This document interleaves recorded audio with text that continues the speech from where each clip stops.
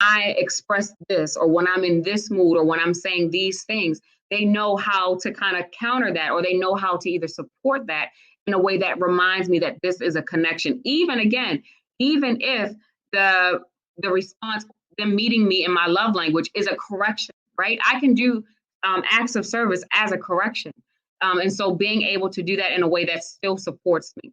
So when we talk about examples of these 5 different love languages, I want to give some to us and kind of see where we are with it. So the first 4 affirming words, compliments that praise for specific things, right? So your hair looks really nice, or you really did a good job, again, cleaning up.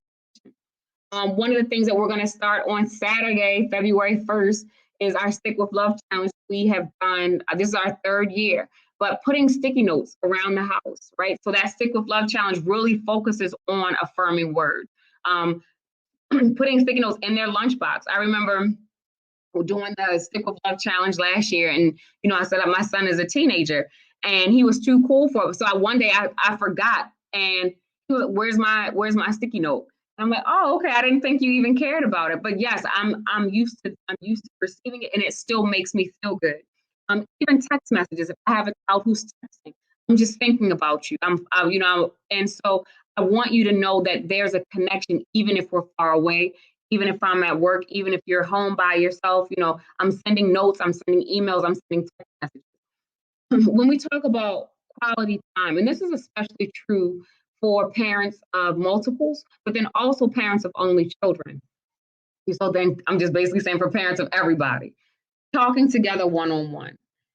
I am making a deliberate effort to connect with you. I'm making a deliberate effort to talk to you. When we talk about quality time, so many of us as parents, and again, I'm going to give myself my own thumbs up, connect with our children over achievement, right? Or perceived lack thereof. So I'm connecting with you over your grades. I'm connecting with you over this baseball game. I'm connecting with you over this basketball game. I'm not connecting with you as a person. And so one of the things that we often get from children, especially where academic success is a standard or an expectation, and there's nothing wrong with that. There's nothing wrong with that. But where the issue becomes when that becomes the only foundation of conversation.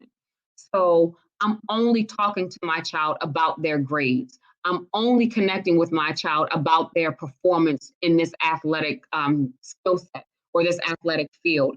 I'm not connecting with them and finding out who they are as a person, what their likes are, what their dislikes are. And a lot of times it's very unintentional, me doing this. I'm thinking I'm talking to my child every day, right? We talk every day for 10 minutes. But if I am kind of dictating the conversation and I'm not allowing me to even learn, okay, well, who is my child outside of this identity? Who is my child outside of the role of a student? Who is my child outside of the role of an athlete, or whatever other roles we've given to our child or they've assumed? Who are they outside of that, so that they can create an identity and a role and an understanding of themselves outside of this? So quality time, literally those conversations one-on-one that allow me to get to know you as a person.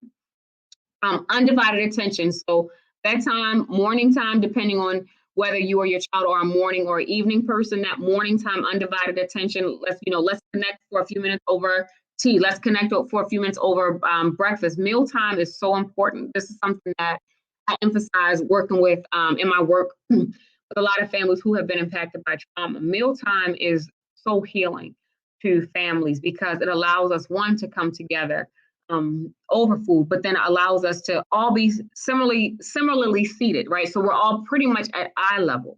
And it allows us to, usually how tables are designed, to actually engage with each other, actually have eye contact.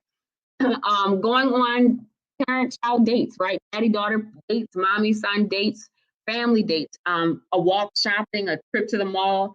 And then the last, like, even doing chores together. I remember, so there's, memes, but I grew up with this too. You hear that music Saturday morning, you already know what time it is, right? You already know what time it is, but taking a break, even while doing the chores, you know what, we're going to have a 5-minute concert. We're not going to just be focused on the chores, but I'm doing things to connect with them. I'm coming in your room singing Frankie Beverly and Maze, as you vacuum or as you clean up your room, so we're finding ways to still connect and still delight in each other. When we get to gifts, and if any of you, if you want to put something in here, you can, but when we get to gifts, leaving unexpected treats.